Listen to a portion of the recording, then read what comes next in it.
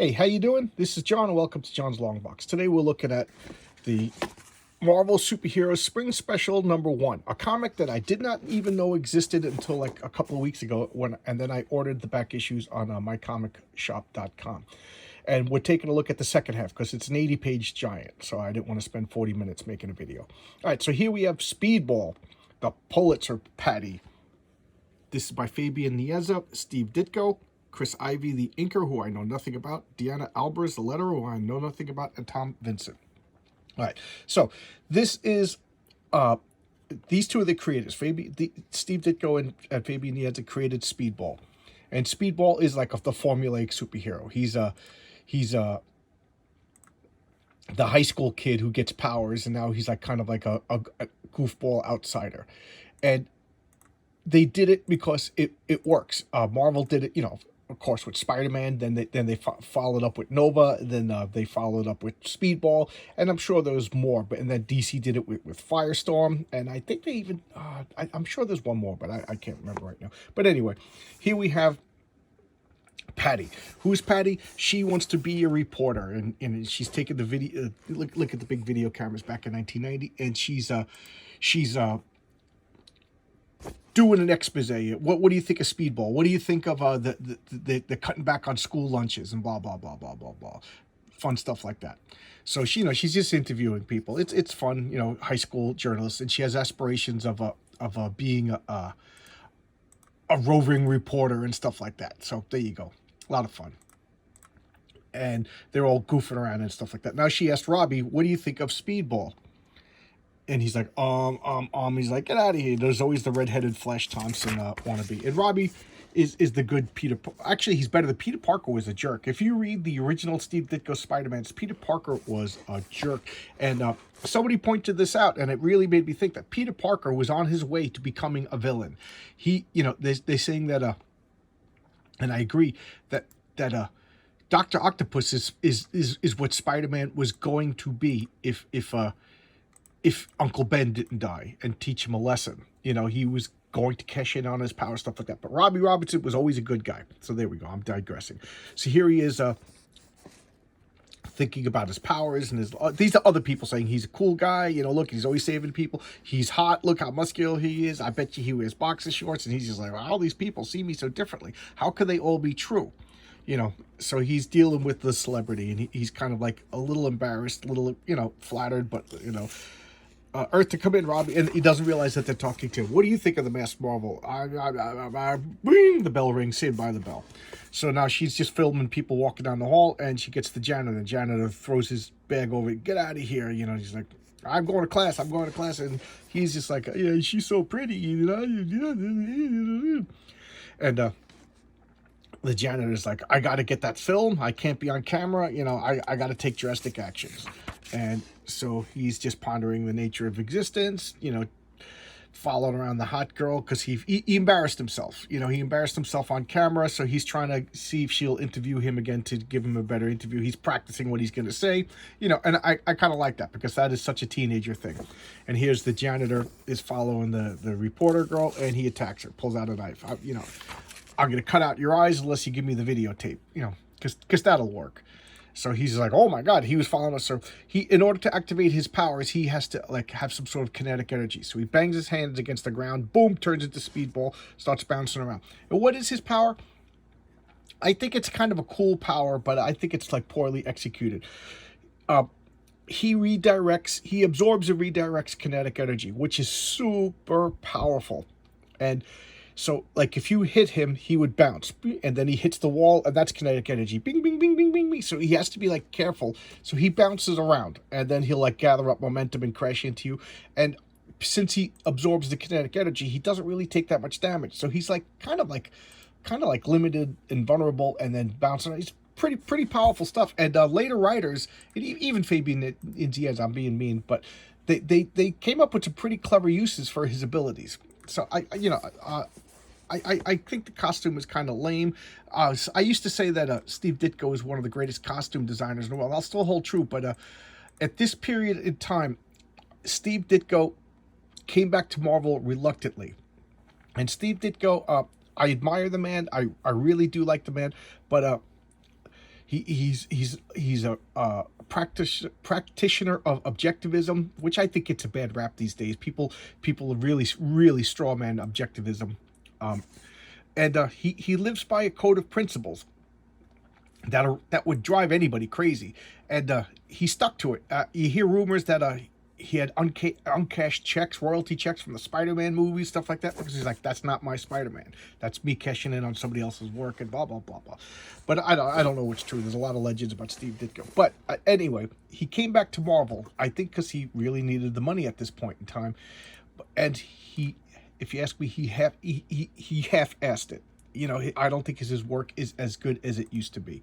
Okay, that's being my matter of fact. I remember the first time I saw Steve Ditko's work. I think it was like a Micronauts annual, and I was like, oh my god, this guy's awful. I couldn't stand it, to the point where like Steve Ditko was like a name that like you draw like Steve Ditko. It was like an insult.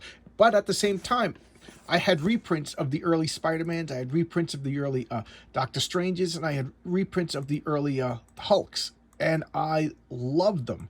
So I love Steve Ditko's work. I just didn't connect that they were the same person. At that time, I didn't really look at the names of the creators because you know, I was a stupid kid.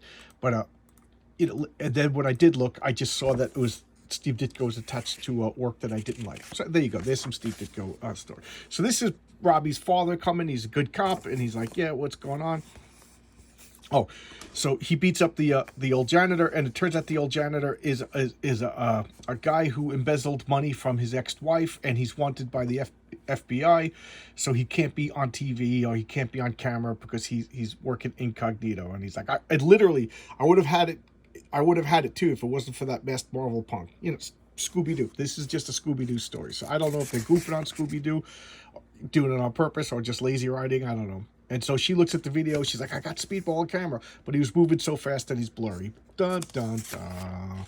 Okay, now here, this is a strange story. This is Magic. You know, Ilanya Rasputin from X-Men fame, or New Mutants fame, or whatever you want to call it. So here she is. Sue Flaxman, who I don't know anything about. Never heard the name Sue Flaxman before. So there you go. Never heard it before or since. Rodney Ramos, penciler. I've never heard the name Rodney Ramos before. And Pat Redding, inker. That sounds familiar, but I can't. Pete Ciccone, letterer. Never heard that before. Linda Ryan, color. So this is definitely, if you ask me, this is just people all trying out. You know, it's pretty competent. You know, give these guys a little bit more time. I think they would have done pretty well. So here she is. She's fighting a dragon. And this is Colossus's little sister, for those of you who do not know. And she has the mutant ability to make, like, teleportation discs. Like portals that appear. And she could, like, throw these discs and teleport you. I think at first it was just back and forth to Limbo. But now she could, like, do everywhere. And then one of the things is she attracted this demon, Belasco, to her. And Belasco kidnapped her in a Magic miniseries. And that miniseries was a big deal to me as a kid.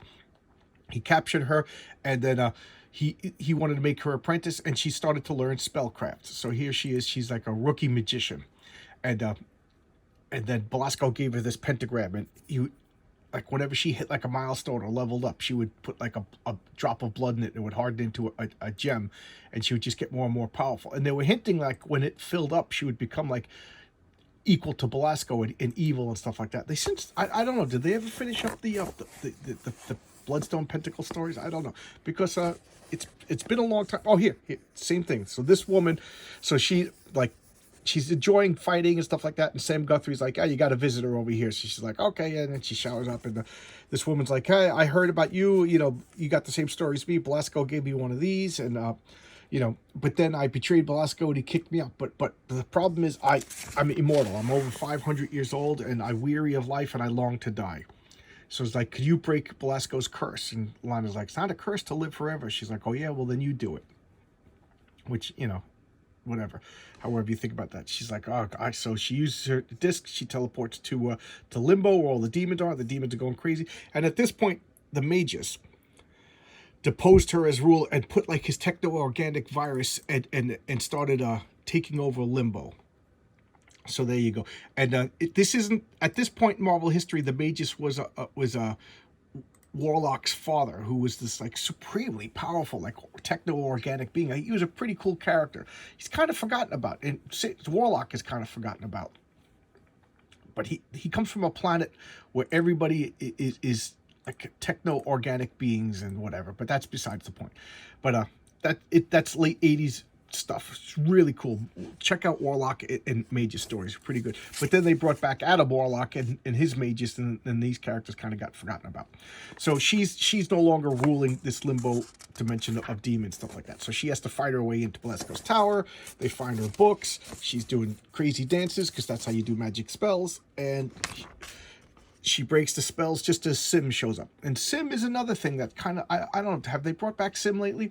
But he was strong enough to just grab Wolverine's claws and just snap them and use them as toothpicks. You know, that's how strong Sim is. And she breaks the spell, she's fighting everybody, and then Sim just throws a spear at her and kills her.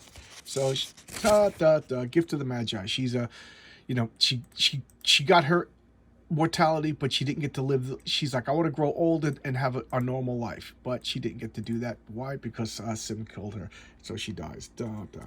And here we have a Black Panther story.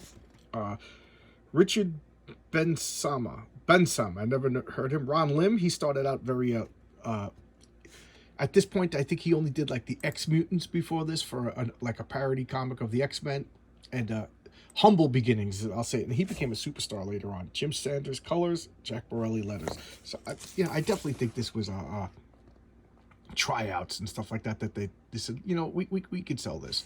So here we have the burning the Black Panther in effigy. So Black Panther's like, his advisor's like, are you going to stop this? And he's like, no, I'm not going to stop it, because what am I going to do? They're practicing their religion, because remember, the Black Panther god and the White Ape god and stuff like that, these are all not only are they clans, but excuse me, they're like shamanistic religions. So he's like, this is their freedom of religion. I can't crack down on this. I'll be the tyrant that they are saying that I am if I clamp down on all of this. So I can't do it. It's like, okay. He's like, but it's not wise to do that. He's like, yeah, no, I'll take precautions. You guys leave by secret doors so you don't get attacked. So here he is like, you know what, I can't sleep. I'm going to go out and investigate. So he dressed up as Black Panther, and he goes to a secret vibranium mine that's located underneath a waterfall.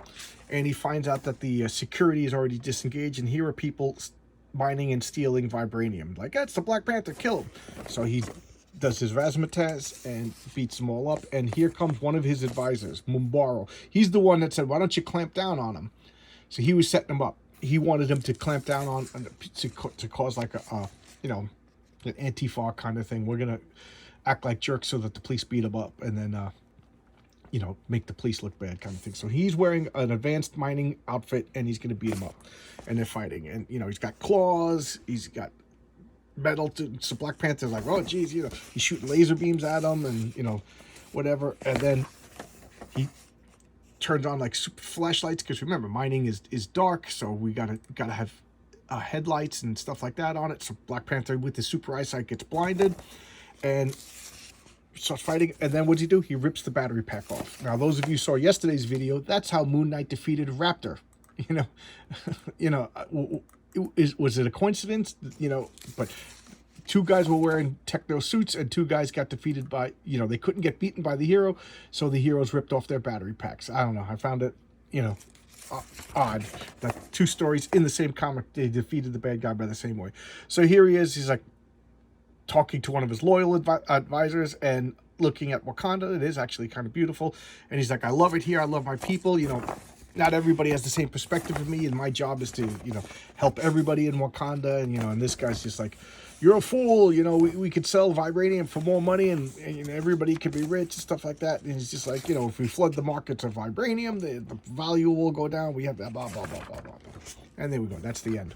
So this one's shorter than yesterday. So, this is Marvel Superheroes Spring Action. I got the first 5 issues. It's not the best. To me, it seems like I said, backup stories, inventory issues, like the stories that would be in the back of an annual. So, and it's a lot of names that I don't know. Like, even if I know the writer, I don't know the artist, you know, with the exception being Fabian Nizienta and Steve Ditko, but there you go. I really don't know. Does anybody know? Was this just like slapped together? Was this commissioned specially? Was this? I don't know. I don't know anything about it. I literally didn't know anything about it. I think there's like 10 issues or so. So I'll get all the back issues. But there you go. This is the first issue. If you want to see more of this, say something. I got a couple more issues. I'll gladly do it. I'll do anything that you guys request comic book related. You know, I won't do anything. You know, I'm not that kind of guy. But there you go.